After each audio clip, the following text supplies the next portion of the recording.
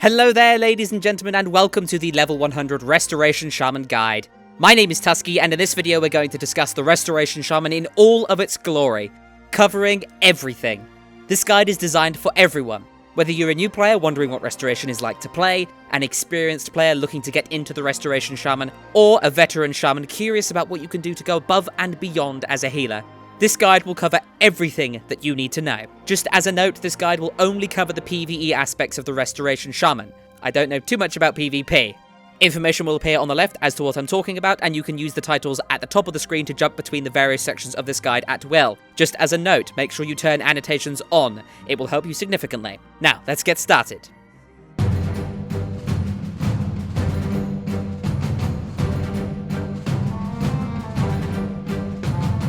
The Restoration Shaman is the ranged healer of the shaman's specializations. Using primarily water-based healing spells, the Restoration Shaman is the quintessential hero. Thanks to a powerful mastery and quick spells, the Restoration Shaman can save lives when it is most needed. Although not as versatile as a Restoration Druid or as unique as a Discipline Priest, the Restoration Shaman is capable of consistently saving lives where other classes would be unable to. With a suite of healing cooldowns that are powerful in any situation and powerful single-target and multi-target healing capabilities, you'd think that the Restoration Shaman utility would be strong. You have no idea just how right you are. The Restoration Shaman's utility is in fact Hulk levels of strong. Not only do you have multiple types of heals, but as a shaman you bring a suite of powerful utility spells that allow you to go above your role as a healer and transform yourself into a raid supporting machine that can root and stun enemies, heal allies effectively and consistently, and even deal a decent bit of damage in the process. As a Restoration Shaman, you will bring passive mastery and haste to your group or raid without ever having to worry about the uptime of buffs. Additionally, you have totems. These powerful spells, iconic and unique to the shaman, provide temporary benefits to yourself and your allies. Totems can do things like redirect harmful spells, remove fear effects from your team, provide healing, debilitate enemies with roots and stuns, deal damage, or summon powerful elemental servitors to deal damage, support your team, and redirect enemy attention. You're also pretty difficult to kill, not only because of your powerful healing spells, but also because you have abilities that allow you to mitigate damage quite effectively. Additionally, this mitigation can be applied to your allies, dramatically increasing their survivability. With the Restoration Shaman in a group, they will be much harder to kill. You have a variety of healing spells that allow you to effectively heal a single target like a tank, and multi-target healing spells for raid healing. These, combined with your powerful totems, weave seamlessly together to allow you to handle just about any situation that World of Warcraft could throw at your team. Most importantly, the Restoration Shaman is fun to play, with an effective rotation of healing totems that combine with their suite of spells to provide constant healing, whether it's to a single target like a tank or to the entire raid. It's very easy to feel like a hero as the Restoration Shaman, constantly saving allies from near death with well-timed heals. So, just what spells will you be using as a Restoration Shaman? Well, it's important to note that since the Restoration Shaman's only resource is mana, and running out of it is a real possibility as a healer, every ability's mana cost is important. As such, any ability that has a mana cost will be labelled as such here. Let's start with your bread and butter healing spells. These are the ones that you'll be using the most to heal your allies. You have Healing Wave, which is a low mana cost average cast time spell that heals for an average amount. You have Healing Surge, which is a higher mana cost, quick cast time spell that heals for a high amount. You have Chain Heal, which is a very high mana cost, average cast time spell that heals multiple targets for an average amount. You have Riptide, a low mana cost instant cast spell that heals a target for a small amount and then leaves a heal over time on them, which heals them over 18 seconds. Additionally, if you cast Chain Heal on a target affected by Riptide, then the Chain Heal's potency will be increased by 25%. You only need the Riptide to be on the primary target of the Chain Heal to gain the bonus healing for all targets hit.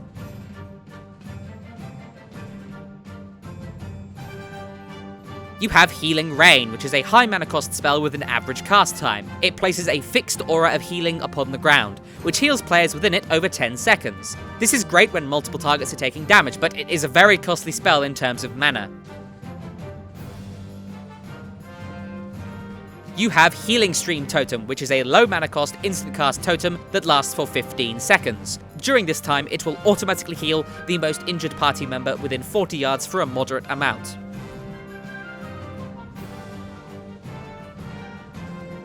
You have Purify Spirit, which is an average mana cost spell with an 8-second cooldown that removes all hostile curses and magical effects on a target. You have Unleash Life, which is a low mana cost spell that heals a target for a small amount and increases the potency of the shaman's next direct heal by 30%. You have Water Shield, which is an hour-long buff on yourself that increases your passive mana regeneration and, if you are hit by a melee attack, returns mana.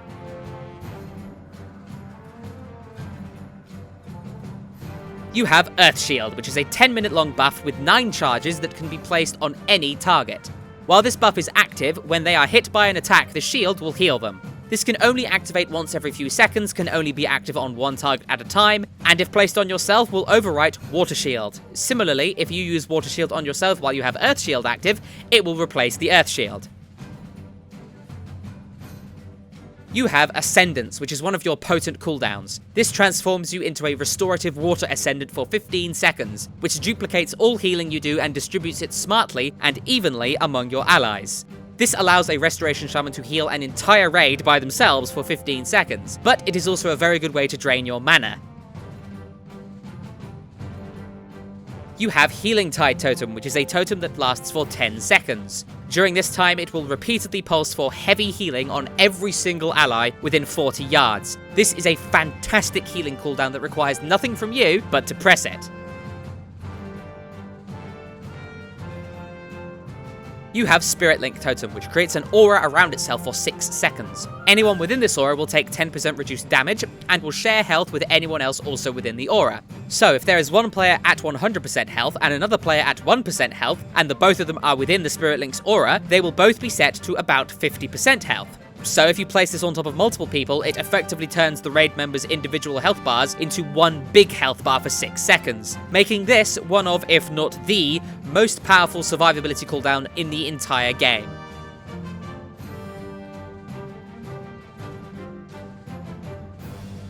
You have Spiritwalker's Grace, which allows you to cast spells while moving for a short time. And finally, you have Totemic Recall, which destroys your totems and refunds some of their mana cost.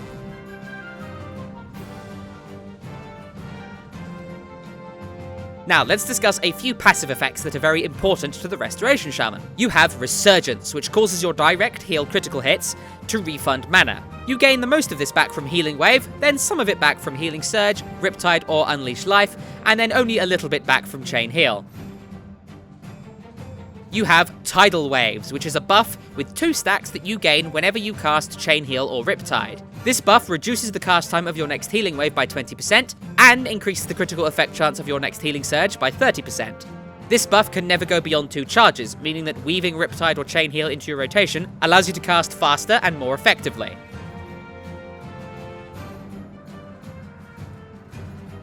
Additionally, your mastery is very important. This is called Deep Healing, which increases the potency of your healing spells depending on what the health of their recipients is. The lower health a target is, the more the spells will heal for. This makes the Restoration Shaman adept at saving raid members who are low on health.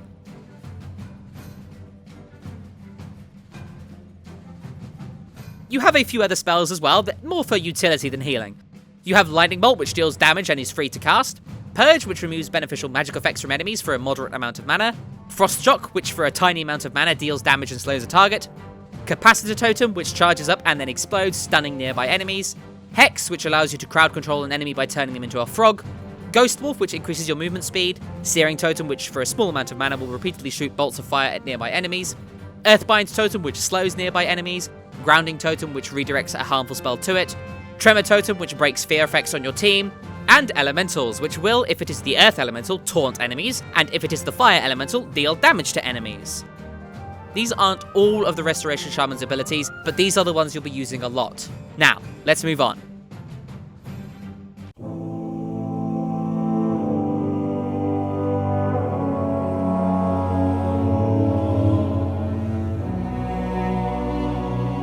So let's quickly go over the various things that have changed in between level 90 and level 100 for the Restoration Shaman. We have a variety of new enhancements to our abilities, so let's quickly go over them, how important they are, and how they change things.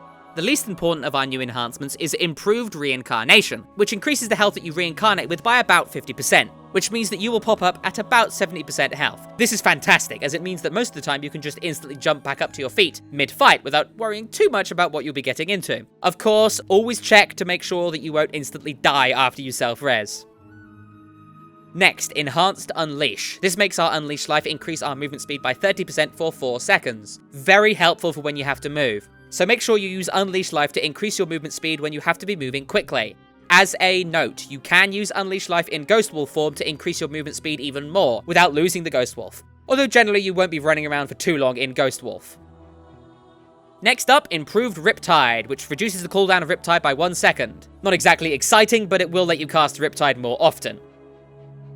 Finally, Improved Chain Heal, which increases the healing of Chain Heal's primary target by 50%. This means that you'll have to think carefully about which target starts your Chain Heal, as you don't want that extra healing to go to waste.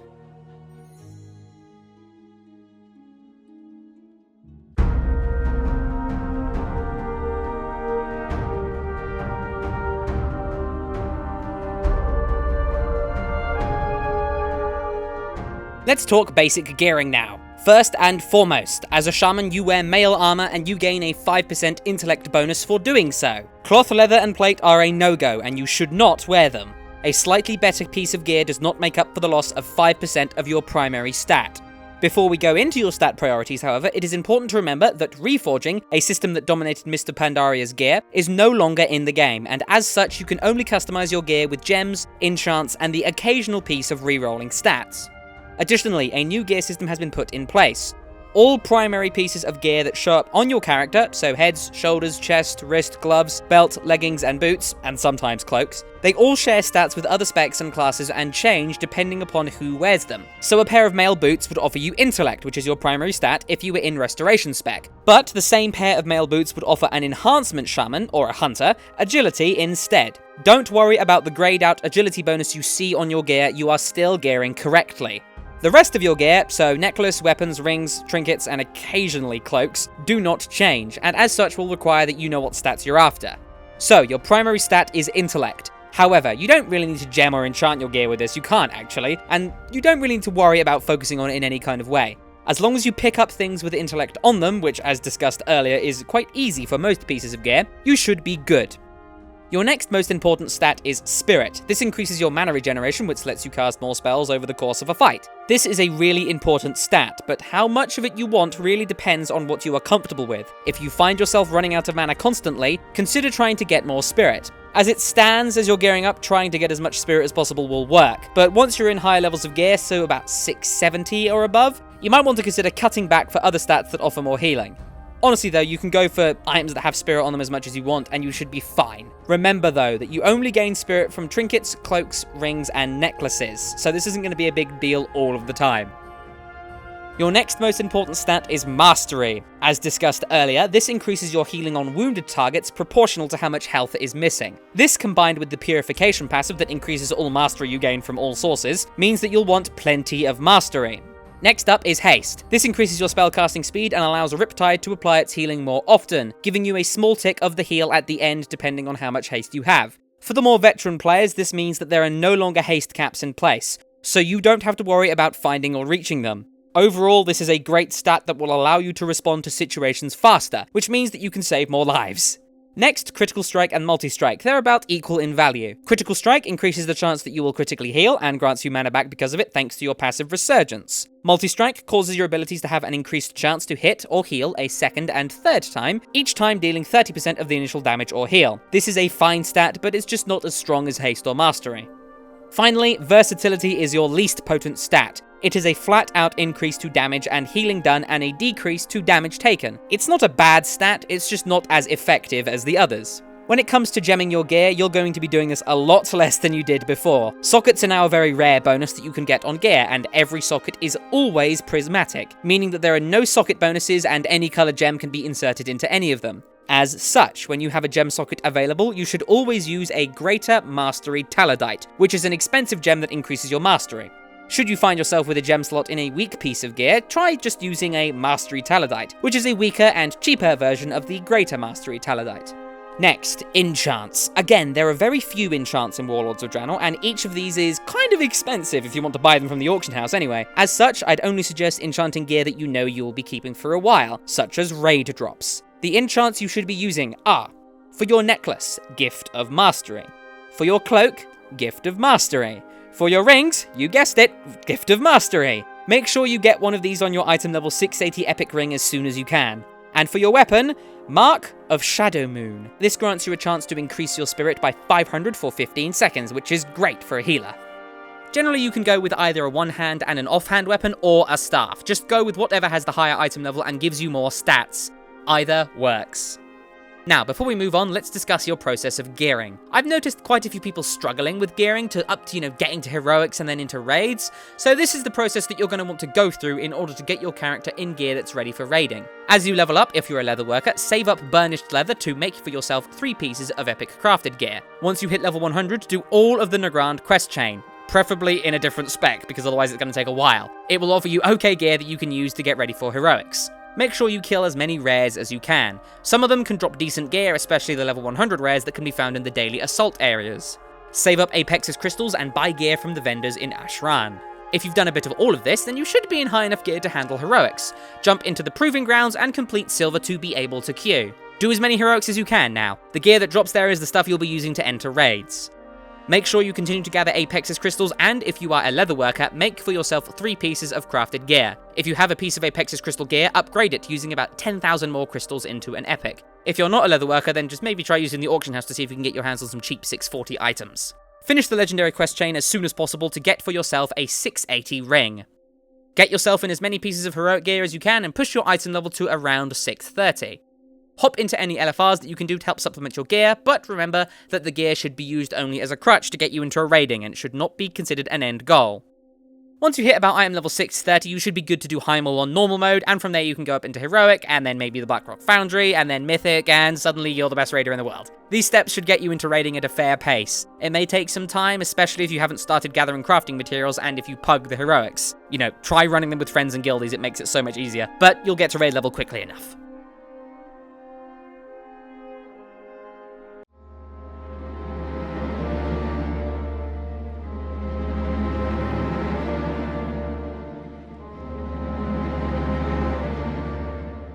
Now, let's talk talents and glyphs. So, level 100 hasn't really affected our talent choices too much, but we do have a new tier of talents to play with, so let's get to it. Starting with the first tier. Nature's Guardian, which increases your maximum health whenever you're hit with an attack that reduces your health below 30%, is okay. It's passive, it's fine, it'll do. But generally I find it isn't as helpful as the other things in this tier, especially since you have to be hit to trigger it, and sometimes you're just going to be instantly killed if you get hit. So, in my opinion, this is more of a PvP talent.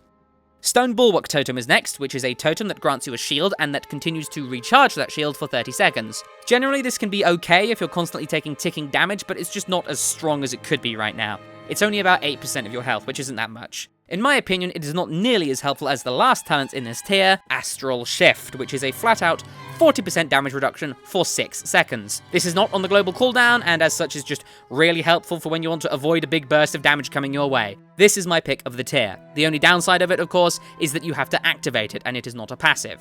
Tier 2, Movement. Frozen Power has its uses, allowing your Frost Shock to root a target in place. It's not that bad. You don't really use shocks at all in any kind of rotation for healing, so it might be useful if you need to slow and root a single target. However, it's just not as useful as Earthgrab Totem in my opinion, which is the pick of this tier. This replaces Earthbind Totem, and instead of slowing enemies, the first time it pulses on an enemy, it will root them for 5 seconds. This is very helpful in a lot of situations, and can sort of replace Frozen Power's root temporarily, so I go with it most of the time.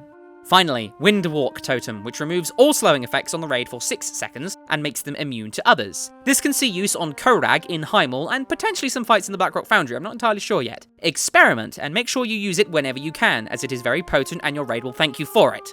Tier 3, the Totem tier. Call of the Elements is actually pretty decent for Restoration, but only if the totems you can use it with are useful in the fight. It resets the cooldowns of our totems with a cooldown of 3 minutes or less. So use it for back-to-back Tremor Totems, Healing Stream Totems, or Windwalk Totems. It's not amazing, but it will do. It's not as useful as my pick of the tier, though. Next up, Totemic Persistence, which allows you to place 2 of a totem at once, except for Fire Totems, which we don't care about. This is an okay talent as well, as it allows you to have a Healing Stream Totem and a Healing Tide Totem up at the same time.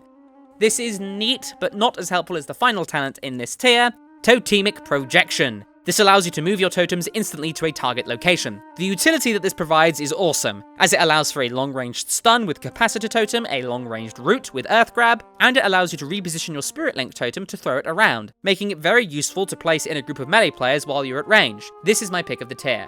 Tier 4, Performance Enhancers. Weirdly enough, every talent on this tier can help you increase your healing output. Elemental Mastery, a 2-second cooldown 30% haste for 20 seconds buff, is really strong, and it's kind of what you should go for if you need maximum burst healing. It is by no means a bad talent, let me make that clear, but it doesn't really compare to my pick of this tier. Next, Ancestral Swiftness. This is an okay talent. The bonus haste is okay, and the utility of being able to instant cast a heal is pretty good, it can save someone. However, with haste no longer affecting the way heals over time work, this isn't as great as it used to be. Finally, Echo of the Elements, which is my pick of the tier. This is a chance to proc whenever you cast your spells, and it causes your next Riptide, Unleash Life, or Purify Spirit to not incur its own cooldown. This gives it a lot of utility, and allows you to basically replace Glyph of Riptide, which used to be practically mandatory for Restoration Shaman. Although Echo of the Elements does not reset ability cooldowns when it procs, it is generally helpful for spreading Riptides and using Unleashed Life more often to help heal single targets. It's also great for mass dispelling with Purify Spirit. Just note that this ability will be changing in patch 6.1, and I will include an annotation on screen now describing how this has affected the Restoration Shaman's talent choices. For now though, I will definitely suggest going with Echo of the Elements. Next tier, Healing. We'll start with Rushing Streams. This causes your Healing Stream totem to heal 2 targets at once, rather than just the one. It also increases the potency of the totem's healing by 15%. Since Healing Stream Totem is used practically on cooldown, and it makes up a significant part of the Restoration Shaman's healing output, more than doubling its effectiveness, this talent is amazing. It's by far the pick of the tier. Next up, Ancestral Guidance. This causes you to heal up to 3 nearby injured allies for 20% of your direct damage or healing, lasting for 10 seconds. This is useful when you need loads of burst healing, but generally, to get the most out of it, you need everyone to be stacked up so you can spam those of chain heals, and it's just not hugely effective. Finally, Conductivity, which causes your Healing Wave, Surge, and Chain Heal to increase the duration of Healing Rain by 4 seconds, up to a maximum of 30 extra seconds. Healing Rain isn't the powerful spell that it used to be, but it's still not bad. In fights where the raid is stacked up and you need to constantly raid heal, this talent is pretty good. For example, the Butcher might see this talent used. Additionally, it's important to note that Conductivity is a great way to conserve mana if you intend on using Healing Rain often in a particular fight. Level 90 tier now. Here we have 3 talents that aren't incredibly well balanced, but they are situational enough to discuss. Unleashed Fury empowers your Unleashed Life, causing it to increase the power of your next single target heal by an extra 50%. This effectively means that your next heal will be nearly double its strength, which is good. This is a pretty good talent if you need to consistently do tank healing, but generally it's not as strong as the next talent in this tier, Primal Elementalist. This is your default pick of the tier. This turns your elementals into temporary pets that are really powerful. However, despite them gaining huge increases to damage, tanking, and utility, the sole reason you want to pick this talent is because of an ability that the elementals gain. For the Earth Elemental, this is Reinforce, and for the Fire Elemental, this is Empower. The Storm Elemental, for the final tier, does not receive an ability like this. When used, these abilities channel power into the Shaman, increasing healing by 10%, and if it's the Earth Elemental, reducing damage taken by 20%. If it's the Fire Elemental, it increases damage done by 5%, which is kind of irrelevant, but it's still there. These buffs are very powerful and last for the Elemental's lifespan, which is 1 minute, making them really quite great for healing. Finally, Elemental Blast, which is an offensive spell that has no mana cost and deals damage to an enemy, increasing either your critical strike, haste, mastery, or multi-strike by 500 for 8 seconds. Additionally, this increases your spirit by 1000 for 8 seconds. This talent is useful when you are worried about your mana. The extra mana regeneration from it is very helpful, and when you are either in low amounts of gear or the fight is not very long but the damage is very intensive, this can be a great talent. And finally, the last tier. These talents improve performance in some kind of way. Let's quickly talk about what each talent does before discussing which is best. Cloudburst Totem summons a totem that lasts for 15 seconds that stores a copy of all healing that you do during that time. Don't worry, this won't take away from your healing, it just stores how much of it you do. Once the totem expires or you remove it, it heals all nearby players for 20% of the stored healing. Storm Elemental Totem summons a Storm Elemental, which will attack enemies with ranged bolts of wind that heal nearby allies for the damage it deals. This, like all other elementals, lasts for 1 minute. Finally, High Tide increases the potency of Chain Heal, causing it to jump an additional 2 times and no longer reduce potency with each jump. So the choice here is really between Cloudburst Totem and High Tide. Storm Elemental Totem just doesn't have enough throughput to be helpful, and doesn't have any situation where it really shines. Cloudburst Totem is the default pick here, as it has great synergy with your Healing Stream Totem, which will be discussed in the rotation section of the guide. High Tide is great whenever you'll be using Chain Heal a lot and has extra utility when you consider that the current, at time of recording, tier bonuses allow us to cast Chain Heal for significantly less mana at some times. Right, onto glyphs. There's only really one necessary glyph in my opinion, and that is Glyph of Healing Stream Totem. This makes the heal from the totem reduce all fire, frost, and nature damage taken by the recipient by 10% for 6 seconds. It basically adds a damage taken reduction to Healing Stream Totem, which is great. Although it doesn't see use in every fight and the glyphs do not apply to the extra targets gained by rushing streams, it sees use in so many fights that this glyph is practically mandatory. Other than that, you can use what you want. A few honourable mentions though. Glyph of Chaining, which causes your chain heal to have a 3-second cooldown, but to jump twice as far. This is good when the raid is really spread out and you won't be spamming chain heal too much. Glyph of Fire Elemental Totem, which decreases the time that Fire Elemental is active, but also reduces its cooldown. This allows you to gain access to Primal Elementalists in power more often, but for shorter amounts of time. Good for bursts of healing that are fairly consistent. Glyph of Riptide, which removes the cooldown of Riptide, but decreases the initial heal by 75%. Echo of the Elements pretty much replaces this, but if you really need a Riptide on everyone, this may see use, maybe. It also depletes your mana pretty damn fast, so be careful with it. Glyph of Spiritwalker's Grace, which increases the duration of the spell by 5 seconds. This is just a great glyph. It's just helpful when you need to move for long periods of time. Glyph of Spiritwalker's Focus, which reduces the cooldown of Spiritwalker's Grace to 1 minute, down from 2, but makes it last for 8 seconds instead of 15. This is good when you need to be moving often, but not for long. Just note that this glyph cannot be applied if you have the glyph of either Spiritwalker's Grace or Spiritwalker's Aegis active. A few more specific glyphs that may see use are Glyph of Cleansing Waters, which causes you to heal the target whenever you dispel them, Glyph of Grounding Totem, which reflects rather than absorbing a spell, Glyph of Healing Wave, which heals you whenever you heal someone else with it, and Glyph of Totemic Recall, which causes the ability to return 25% additional mana when recalling totems. And finally, a few glyphs that increase your utility. Glyph of Capacitor Totem, which causes the totem to charge up faster. Glyph of Ghost Wolf, which makes you more resistant to slows. Glyph of Hex, which reduces its cooldown. Glyph of Purge, which causes the spell to remove 2 magic effects rather than 1. And Glyph of Purify Spirit, which gives the spell another charge at the cost of a 4-second longer cooldown.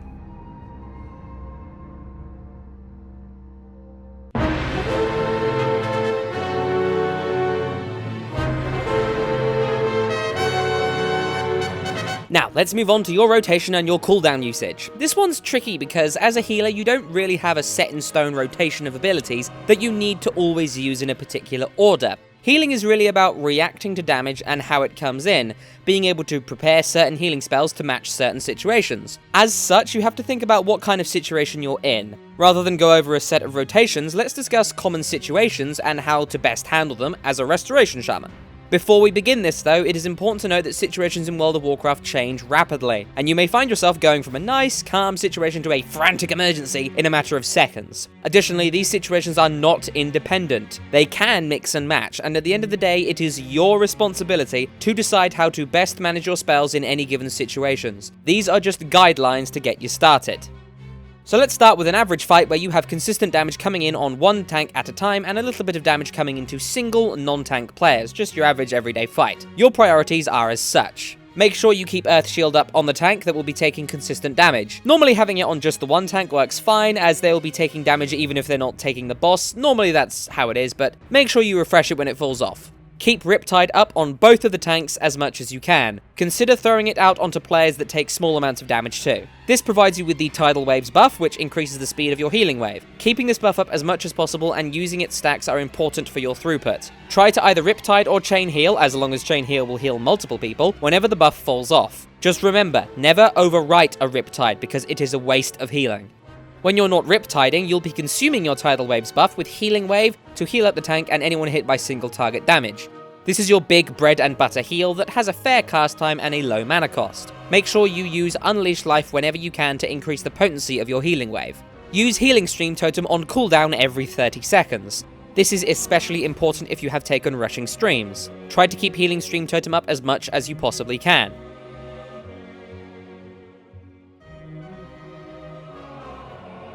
Now, let's increase the intensity of the situation. Let's say that the tanks start taking increased damage, or someone stands in something they shouldn't and a single player takes a significant amount of damage. Your goal immediately changes to saving that player's life. How you do that depends upon the situation. Let's say that someone stands in something bad and they get knocked to about 10% health. It can be really easy to just panic and waste loads of mana trying to heal them up. But think, if that player is not going to be taking any damage soon, you don't need to panic. Just heal them up with a few healing waves and leave them with a Riptide to top them off. However, if that player is still in real danger even when they're low, and could die at any second, then the situation is an emergency. Hit them with a healing surge or two. This should get them to a decent amount of health pretty fast thanks to your mastery. This will, however, cost you a lot of mana. Once they're safe, top them off with healing waves and Riptides.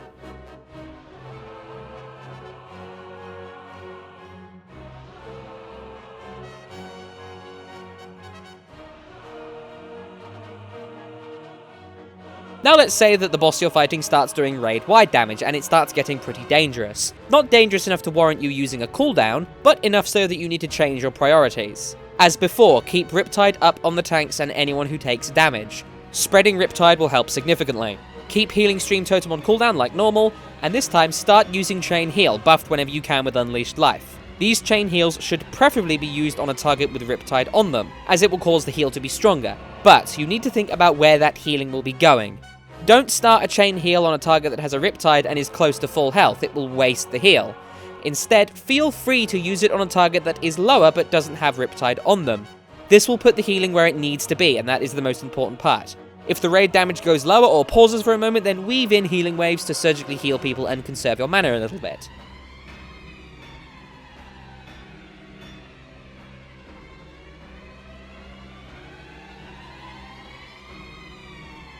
Now, let's say that the raid damage starts ramping up and becomes very consistent. The raid is taking constant damage. To handle this situation, Riptide falls down from your priority quite a bit. Instead, as always, use Healing Stream Totem on cooldown, and this time start using Healing Rain. Keeping it up on as many players as you can will help significantly. After you've got your Healing Rain down, throw some Riptides around if you have the time, then make sure you use Chain Heal, again buffed by Unleashed Life. As much as possible, preferring to cast it on players with Riptide active, but again, not necessarily always.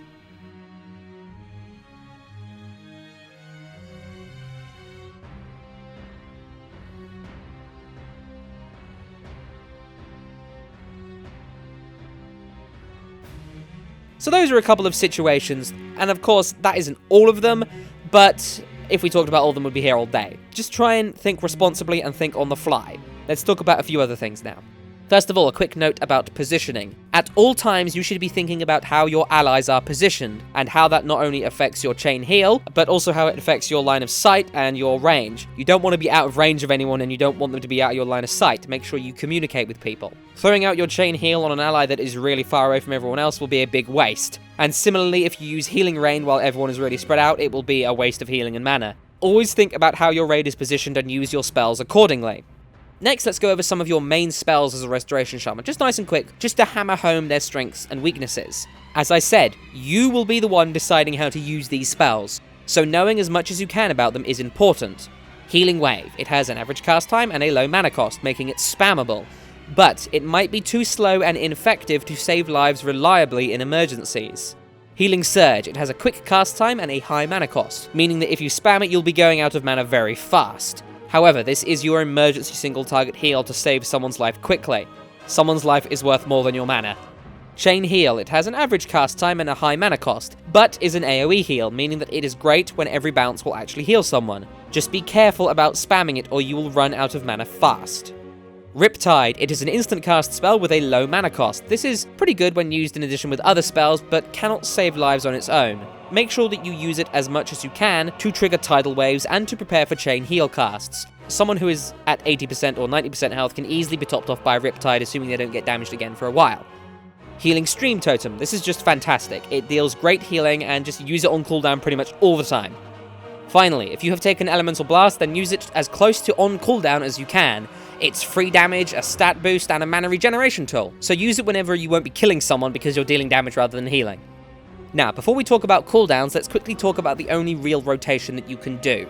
If you have selected Cloudburst Totem as your level 100 talent, and I thoroughly suggest that you do, then it meshes really well with your Healing Stream Totem. They both have 30-second cooldowns and both last for 15 seconds. So you can weave them together in just about every situation you come across to create a rotation of Healing Stream Totem, Cloudburst Totem, Healing Stream Totem, Cloudburst Totem, etc. This will increase your throughput significantly, but sometimes you might have to end Cloudburst Totem early to trigger its healing. This rotation is pretty simple once you've got it mastered, but it can be tricky for newcomers to the role. I've definitely struggled trying to keep it in mind when I've been healing lots of other people. So those are your abilities and some situations with examples of how best to use them. Now let's talk about your cooldowns.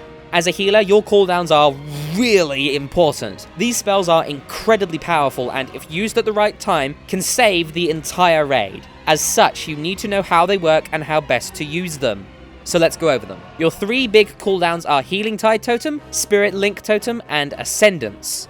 Healing Tide Totem has a low mana cost and a 3-minute cooldown. It creates a water totem that lasts for 10 seconds. Every 2 seconds, this heals every member of the raid within 40 yards for a significant amount. This is free smart healing that you don't need to channel, cast, or maintain. In PvE, this totem will pretty much always get its full healing off, assuming you don't replace or destroy it with another water totem. This totem works great when you need to deal significant amounts of healing on the move, or if everyone's all spread out of your range or out of line of sight. But it still works really well as a huge chunk of healing on the raid in any situation.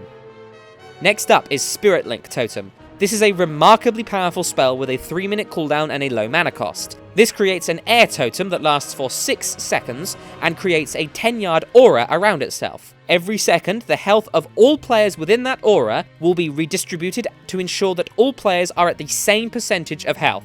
It also reduces the damage that they take by 10%. This basically transforms the raid's individual health bars into one big health bar, and as long as there is damage coming in, prevents overhealing from ever being a problem. This spell is fantastically powerful, and should be used either before, during, or after a huge burst of damage. If half the raid is high and the other half is low, and they all happen to be nearby, Spirit Link can secure everyone's health. If one tank is low and is about to die, Spirit Link can save them. This spell is fantastic, and in conjunction with Totemic Projection, you can put it wherever you want to affect players at range. A great tip, if everyone is taking damage and you've got the group split into a ranged and a melee group, is to pop down the Spirit Link Totem on top of you, normally on top of the ranged group, and then immediately move it over to the melee group. That way, both groups get its effect and their health is equalized.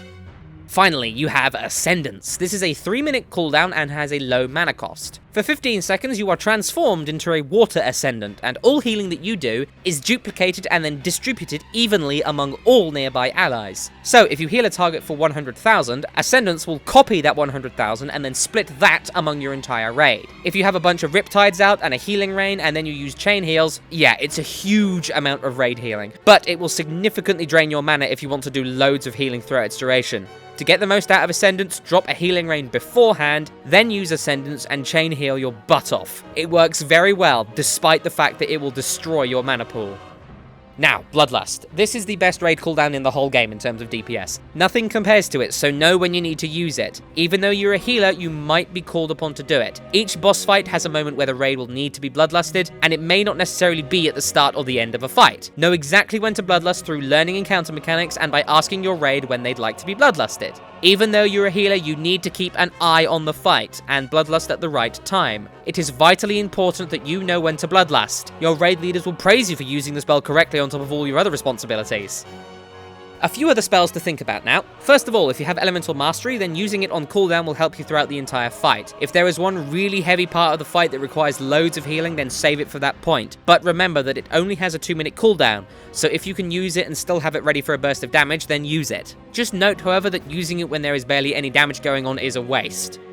Next, Ancestral Swiftness is a great save your life kind of spell. Have it on a good keybind so that you can use it followed by a healing wave to save someone's life when they are low. You can really bring someone back from the brink of death with this combination.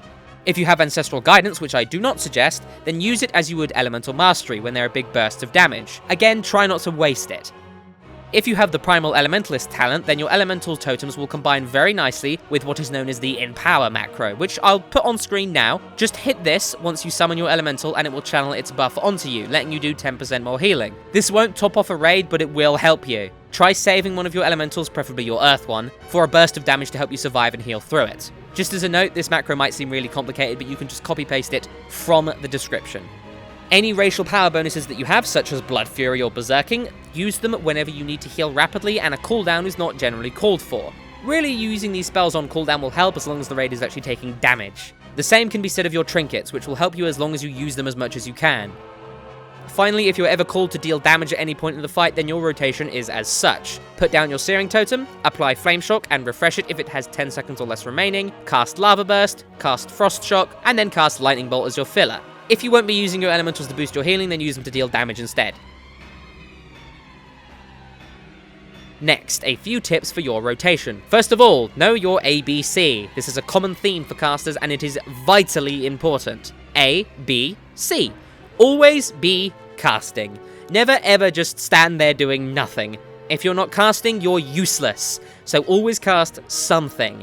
If you don't have things to heal, do a bit of damage with your Lightning Bolt. It's free after all. If you don't have anyone to heal or anyone to damage, prepare for damage by putting down your Searing Totem. And remember, never stop casting a spell to cast another. Of course, stop casting to avoid mechanics or to potentially save someone else's life, but don't cancel one spell for another, even if the second spell is much stronger. This is really up to you though, be careful with this. If you end up not stopping a cast and someone dies, then that is your fault. So only stop casting when you know it's vital. Next up, know what you're casting next. Your rotation is a priority system that can change in seconds, so know your spells, what their strengths are, and most importantly, know the fights. Know how the damage will come in so you can prepare. Who's going to be taking damage next? A group of players in melee range? If so, prepare with Healing Rain and Riptides. Maybe a group of players who are spread out. Get Riptides ready and prepare to single target heal. Know what you're going to be doing before your next spell is done as much as you possibly can, and think ahead as much as possible. I generally tend to know what the next spell I'm going to cast is going to be. Combine this with the encounter mechanics and good knowledge of them, and you'll be dancing around enemy attacks while keeping everyone alive. It's great! Finally, learn your spells and how to cast them. By this I mean don't just know where your spells are on your keyboard or whatever, I mean master the buggers. Practice with dungeon runs as much as you can. 5-man heroics still have some teeth to them, and undergeared players might take loads of damage. Use this to teach yourself about your spells and how they work. Experiment, figure out what works for you, and try to surround yourself with information so that you always know what to use next.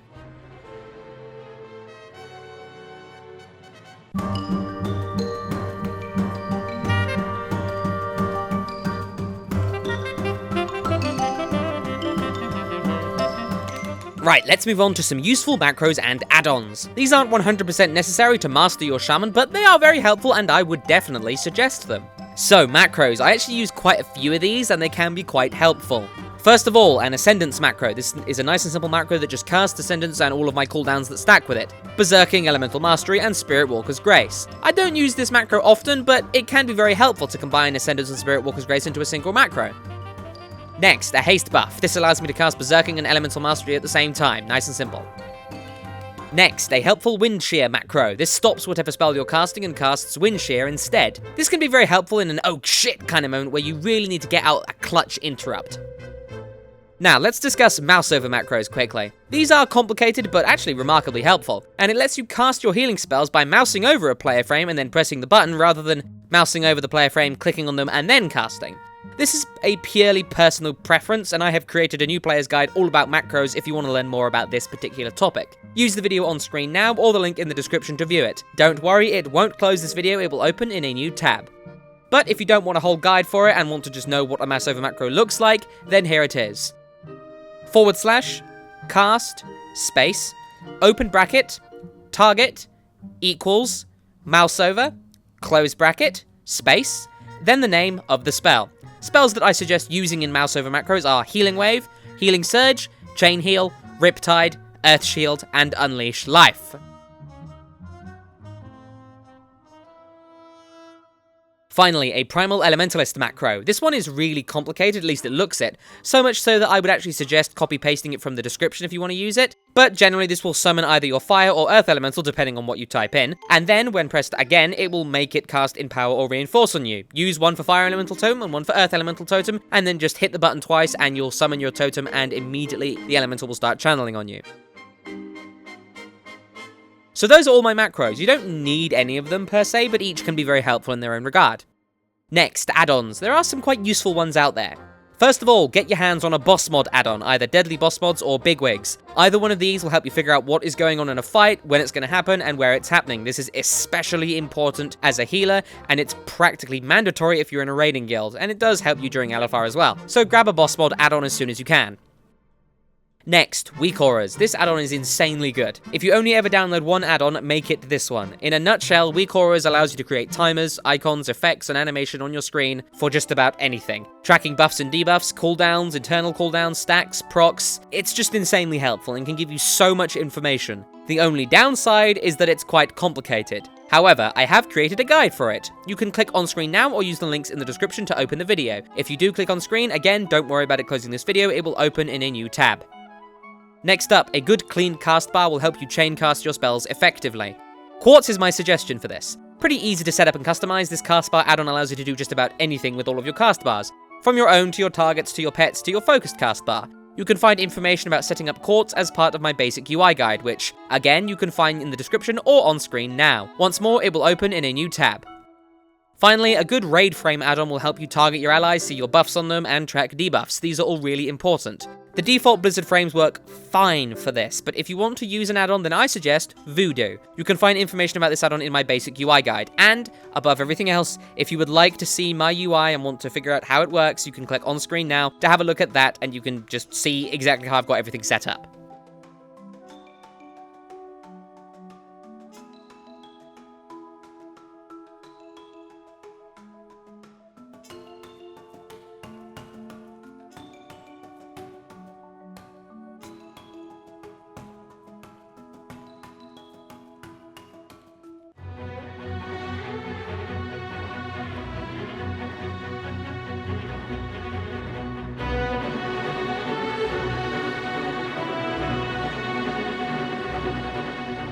So we've gone over loads of information for the Restoration Shaman. What it is, how to gem, gear, enchant, talent, and play it. But there are things you need to know regardless of your class. First of all, if you would like to learn more about the healer's mentality and what kind of mindset you should have, then I would suggest watching my Healing Mentality Guide, available on screen now or with a link in the description. As with all links, it will not close this video, it will open in a separate tab. Now let's discuss a few things that you need to think about as a healer. These tips should help you regardless of what class you play. First and foremost, you need to know your class and use your character with skill reliably. This is important.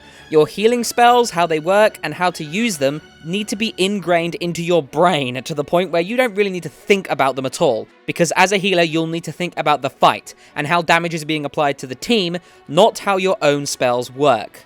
This extends to your user interface as well. Make sure you are comfortable with it and do everything you can to learn how it works. Practice, practice, and more practice in order to get to this point with your class, your spells, your user interface, your movement, and your keybinds. Just play the game and learn it, and practice.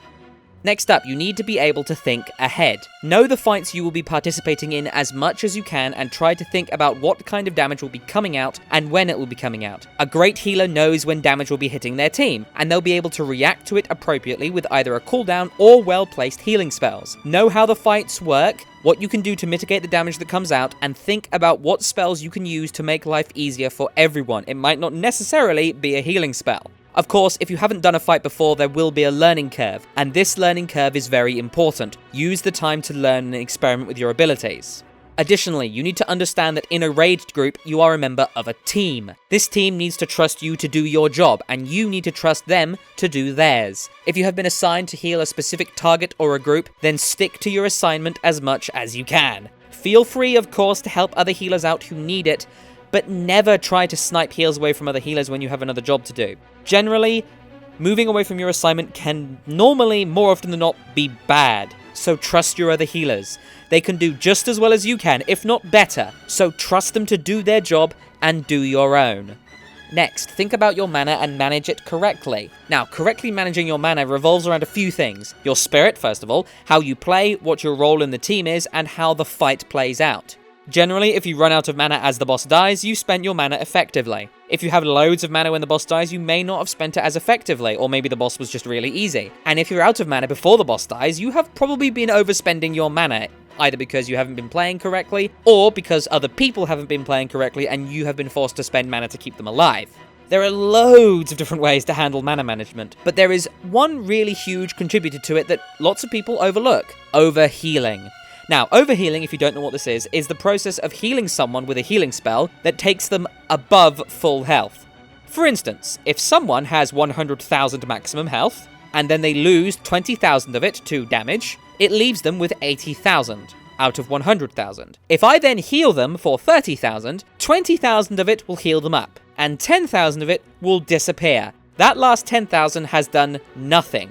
This is overhealing, and although the example I gave was quite minor, repeatedly overhealing players by a lot by using powerful healing spells on players with high health will drain your mana really fast. And this, more often than not, is how you will go out of mana before a fight ends. To avoid overhealing, it is vital that you think about how to best heal people effectively and efficiently.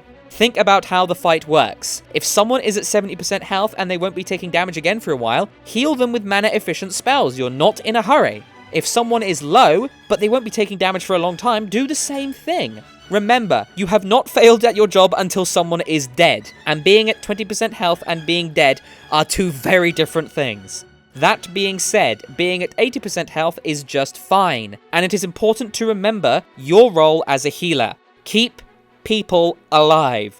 You do not have to top people off all of the time if it means your mana will be disappearing. Do everything you can to heal throughout the fight, and by using your mana up in efficient ways, you should be just fine.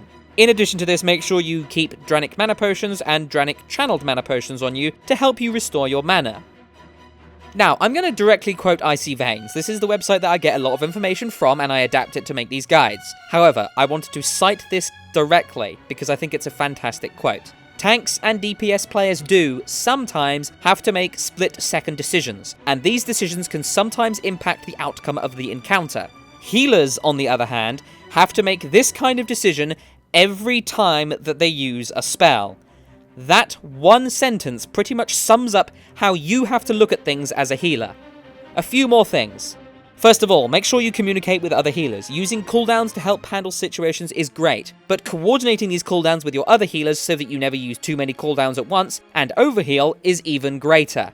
Communicate how you use your spells through either your voice communication software or use an add-on like Rayleigh's Spell Announcer to let the raid know when you use certain spells, and even consider making a custom chat channel for your raid team's healers to communicate so that you can sort things out like cooldowns and healing assignments in your own chat room rather than in raid chat. One thing to note as a healer is triage healing, otherwise known as triage healing, one or the other. This is the act of making split-second decisions as to who lives and who dies. Sometimes, although not always, you may often find yourself surrounded by low-health allies, all of whom are at risk of dying. This is often due to mechanics, but can also be due to mistakes made by the raid. You have to accept that sometimes you will not be able to save everyone. So, triage healing dictates how you behave in these situations. You have to be judgmental, that's really the bottom line. Who among the targets you have to heal is the most important in the situation? Which is the most important role in that situation? Who is the more skilled player? This depends on the fight, where you are in it, and who is still alive. You can generally use this mindset to figure out who to save.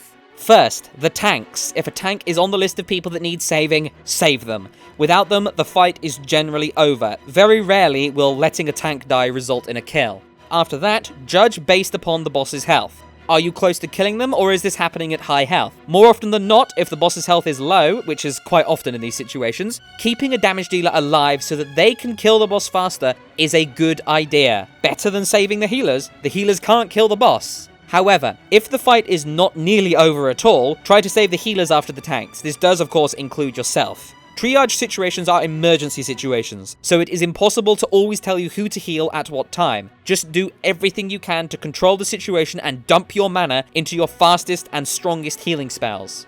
Next up, know your tanks. This is very important for healing them. Not only does the tank's class have a lot to do with how they take damage, but how they play and their skill level is also important. If you have one tank who is more skilled than the other, take that into account whenever they swap on a boss. Think about who takes the most damage and how they take it. For example, warriors and paladins tend to take fairly smooth damage. Monks will take damage over extended periods of time, and death knights and druids will tend to take damage in bursts. This isn't 100% accurate, but think about how your tanks take their damage and try to remember it. Use your head all of the time. Think. There's just so much to talk about as a healer, but I'll try to condense this all down into a conclusion now. Think at all times about how the damage will be coming in. Be comfortable with your character and their skills. Know who you are healing and how they take damage. Know which spells in your toolkit are suited to which parts of a fight. Communicate with your other healers. Manage your mana as much as you can. Avoid overhealing as much as possible. Have a smart and clean user interface. Have lots of information available to you. Triage heal the most important players of any given situation.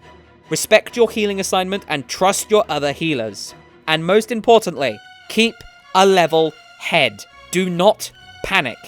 Do not run around in circles. Cast your spells thoughtfully, carefully, and with purpose. Do your best to never panic, even in the intense situations you will be getting into. Keep yourself calm and collected. Move from the bad stuff and save the raid. That's your job, and you will not succeed if you are panicking.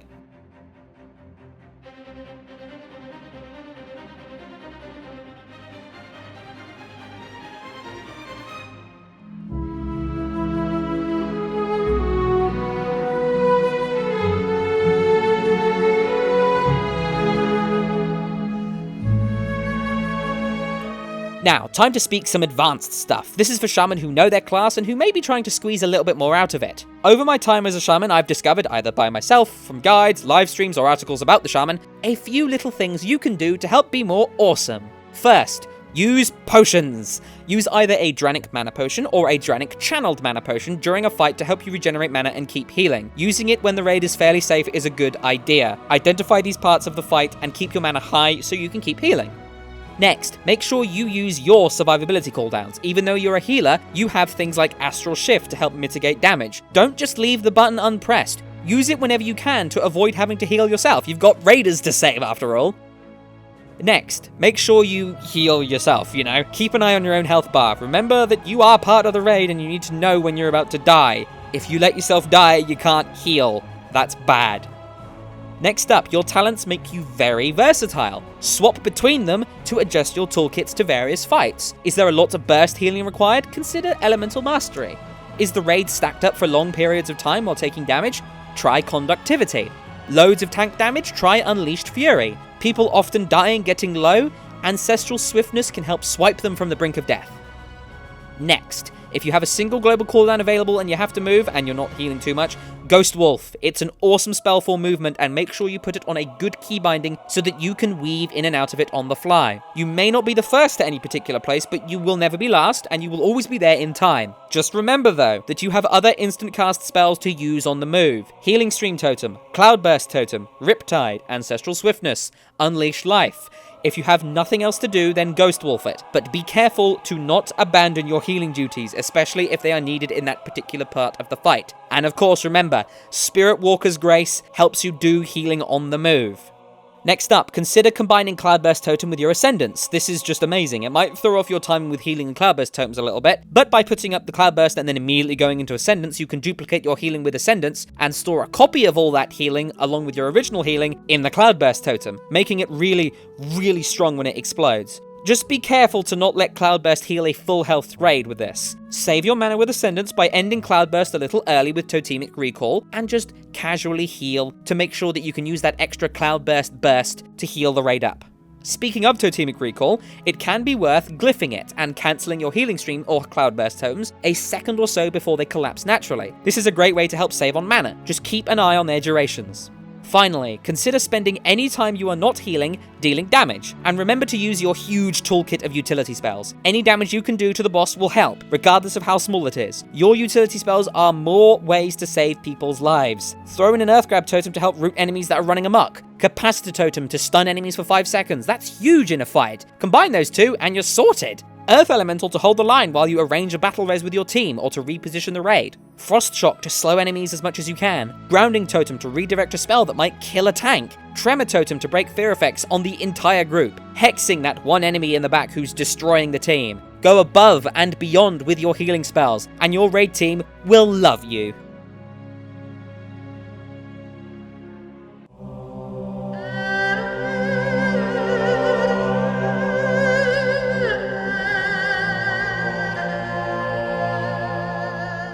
Okay, to wrap things up, let's discuss your main goal. Your main goal as a Restoration Shaman. What do you think it is? Just take a second. Think about it. What is your goal as a Restoration Shaman?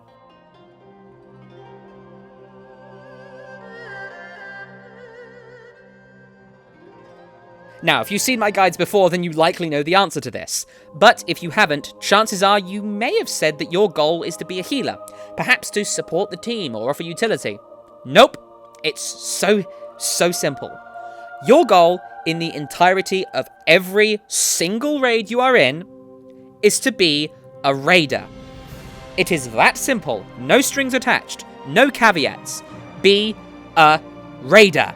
Heal to the best of your ability. Use your utilitarian spells. Help the team figure out fights. Be the guy on the voice chat who knows the fights, who can offer advice, who can say, yeah, I can do that. I can root those ads. I can bloodlust. I can slow that guy. I can handle that burst of damage. Then this one, then this one. Be the guy who people turn to for advice. Be the member of the raid that supports everyone, who helps the team when they talk. And if you're not there, if you're not in the raid, your team is weaker. That is how it should be, regardless of what your role is, regardless of your class or your spec. And one last piece of advice, from one healer to another, as a guy that has healed Wrath of the Lich King Icecrown Citadel, a good portion of Cataclysm and a good portion of Mists of Pandaria, I know my shit, okay? See that healing meter you have in the corner? Throw it out of the window. It is not necessary. It is not a measure of how well you are doing. Do well by keeping the damn raid alive. Be a hero. Laugh, chat, and play with the people that you raid with. Make the raids enjoyable for everyone around you, and be the guy that everyone wants to raid with. Because with your knowledge, skill, determination to constantly improve, and your ability to step out of your comfort zone, people will beg you to stay as a Restoration Shaman. The people that disagree, that think that the healing meters are everything and that their toolkit is only for healing and nothing else at all, they are one of three things. Ignorant, in which case, teach them. Stupid, in which case there might not be much you can do. Or assholes, in which case there is something you can do. Never talk to them again. Be a great raider. That is the most important piece of advice any guide can give you, ever. Be friendly, responsible, and awesome. Remember that people are there to have fun and kill bosses and get loot. And regardless of the class, regardless of your spec, you will be an asset to your raid. Master your spells through hours of practice, and develop a responsible and effective knowledge of your class. Use your support abilities more than just your healing spells, as much as you can, because they're all going to be really, really helpful as you progress. Finally, and most importantly, above everything else I have said in this guide, enjoy yourself. You are in a game. Master it if you can, but always enjoy yourself. Surround yourself with people that you like to raid with, who will listen to your terrible jokes, who will chat and laugh with you throughout the evening. Enjoy all of your wonderful spells. Enjoy being the guy that saves everyone's lives. And most importantly, enjoy your time in the world of Warcraft.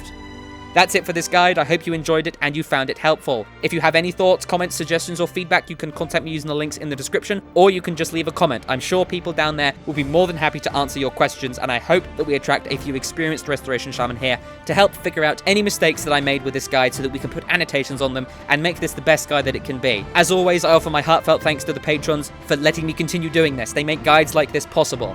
Thank you all very, very much from the bottom of my heart, and if you would like to get involved in that and earn for yourself some rewards, you can find all of that stuff in the description. Thank you very much for watching, and I wish you the best of luck as the restorative master of shamanistic healing.